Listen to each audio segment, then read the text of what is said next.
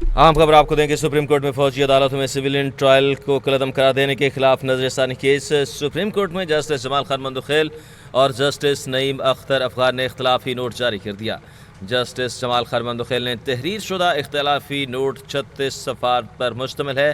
اختلافی note کے مطابق ہم اکثریتی فیصلے سے اختلاف کرتے ہوئے اپیلیں مسترد کرتے ہیں۔ اختلافی نوٹ میں لکھا گیا کہ 9 مئی کے مقدمات میں سویلینز کو سنائی جانے والی سزائیں اور ان کے ٹرائل کو کالعدم قرار دیے جاتے ہیں۔ اس حوالے سے نثار عابد مزید اپڈیٹ کریں گے۔ نثار عابد، اپڈیٹ کیجیے گا۔ جی بالکل، فوجی عدالتوں میں سویلین ٹرائل کے اس فیصلے میں جسٹس جمال مندوخیل اور جسٹس نعیم اختر افغان کا اختلافی نوٹ جو ہے وہ جاری کر دیا گیا ہے۔ جسٹس جمال مندوخیل کا تحریر شدہ اختلافی نوٹ 36 صفحات پر مشتمل ہے۔ اختلافی نوٹ میں کہا گیا ہے کہ ہم اکثریتی فیصلے سے اختلاف کرتے ہوئے اپیلیں مسترد کرتے ہیں۔ برطانوی فوجی قانون کی بنیاد جو ہے وہ 1699 کی امیونٹی ایکٹ سے پڑی۔ مزید جو اختلافی نوٹ ہے اس میں کہا گیا ہے کہ فوجی عدالتی نظام کا مقصد نظم، اخلاقیات اور ڈسپلن کو فروغ دینا ہے۔ مزید کہا گیا ہے کہ ملٹری لا صرف سزا نہیں بلکہ فوجی نظم و ضبط کا جامع نظام ہے۔ مزید اختلافی نوٹ میں کہا گیا ہے کہ آئین کے تحت شہریوں کے بنیادی حقوق پر سمجھوتہ ممکن نہیں ہے۔ مزید کہا گیا ہے کہ تقسیم ہند سے قبل بھارتی فوجی انڈین آرمی ایکٹ 1911 کے تحت چلتی تھی۔ 1911 کا قانون فوجی نظم و ضبط کے لیے جدید ضابطہ تھا۔ مزید اختلافی نوٹ میں کہا گیا کہ 1911 کا ایکٹ فوجیوں کے حقوق و فرائض اور نظم و ضبط کی جو ہے وہ وضاحت کرتا تھا۔ مزید اختلافی نوٹ میں کہا گیا کہ فوجی عدالتیں صرف فوجی اہلکاروں کے خلاف محدود دائرہ رکھتی تھیں۔ مزید اختلافی نوٹ میں کہا گیا کہ کورٹ مارشل صرف ان معاملات میں ہوتے ہیں جو فوجی جو ہے وہ خدمات سے متعلق ہوں۔ اسی طرح جو ہے وہ اختلافی نوٹ میں کہا گیا کہ صرف فوجی نظم و ضبط کی خلاف ورزی پر کورٹ مارشل کیا جا سکتا تھا۔ اختلافی نوٹ میں کہا گیا کہ ایگزیکٹو اور عدلیہ دو الگ الگ چیزیں ہیں۔ مزید جو ہے وہ نوٹ میں کہا گیا کہ قرآن اور نبی آخر الزمان صلی اللہ علیہ وسلم بھی آزاد غیر جانبدار عدلیہ کا درس دیا۔ حضرت عمر فاروق نے عدلیہ کو ایگزیکٹو سے الگ رکھا۔ مزید کہا گیا کہ اسلامی تعلیمات کو قرارداد جو ہے مقاصد کا حصہ بنایا گیا۔ مزید اختلافی نوٹ میں کہا گیا کہ آئین میں ان تعلیمات کے تحت عدلیہ کو آزاد رکھا گیا۔ مزید کہا گیا کہ عدلیہ کا اختیار کسی ایگزیکٹو ادارے کو نہیں دیا جا سکتا۔ اختلافی نوٹ میں کہا گیا کہ یہ کہنا کہ دنیا میں دہشت گردی کے مقدمات کا سامنا کرنے کے لیے فوجی عدالتیں قائم کی جاتی ہیں درست نہیں۔ اختلافی نوٹ میں کہا گیا کہ یہ درست ہے کہ عام جو ہے وہ فوجداری عدالتوں میں سزا کی شرح کم ہے۔ مزید اختلافی نوٹ میں کہا گیا کہ اس کا مطلب یہ نہیں کہ ان عدالتوں میں انصاف فراہم کرنے کا باصلاحیت یا خواہش جو ہے وہ موجود نہیں ہے۔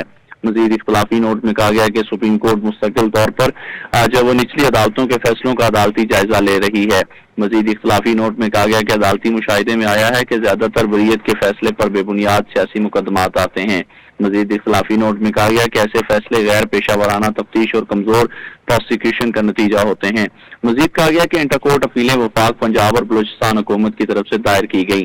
اختلافی نوٹ میں کہا گیا کہ ایسا معلوم ہوتا ہے کہ بدقسمتی سے ان حکومتوں کو فوجداری عدالتوں پر اعتماد نہیں ہے۔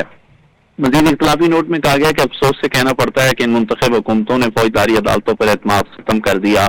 مزید اختلافی نوٹ میں کہا گیا کہ ان حکومتوں نے غیر سنجیدہ سیاسی نوعیت کے مقدمات کے حل کا بوجھ فوجی عدالتوں پر ڈال دیا۔ مزید اختلافی نوٹ میں کہا گیا کہ فوجی افسران جو فوجی عدالتوں کی صدارت کرتے ہیں وہ فوجی معاملات میں مہارت رکھتے ہیں۔ ان افسران کے پاس عدالتی تجربہ نہیں ہوتا اور نہ ہی وہ دیوانی مقدمات سے نمٹنے کے لیے تربیت یافتہ ہوتے ہیں۔ فوجی عدالتوں کو عام عدالتی نظام کے برابر نہیں سمجھا جا سکتا۔ عام عدالتوں کے افسران عدالتی تجربے کے ساتھ ساتھ آزادی کے حامل ہوتے ہیں۔ اسی طرح جو ہے وفاقی اور صوبائی حکومتیں دہشت گردی کے مقدمات کو سمجھنے کی بجائے اپنے مقصد کے لیے فوجی عدالتوں پر انحصار کرتے ہیں۔ مزید اختلافی نوٹ میں کہا گیا کہ عام فوجداری عدالتوں سے یہ توقع رکھنا کہ وہ بغیر ثبوت افراد کو جرم ٹھہرائیں تو منصفانہ ٹرائل کی خلاف ورزی ہوگی۔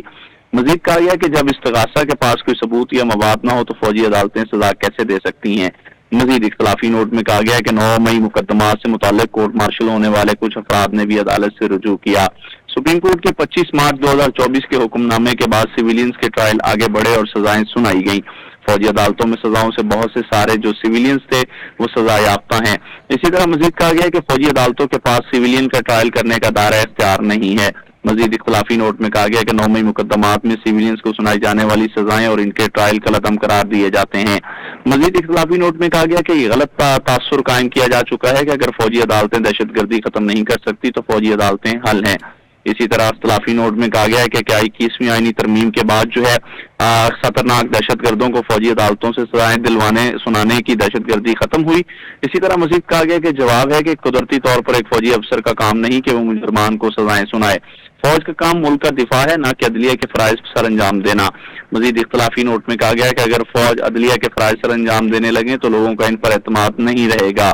جسٹس منیب اختر کے فیصلے میں یہ درست قرار دیا گیا ہے کہ فوجی عدالتوں میں بنیادی حقوق میسر نہیں ہوتے۔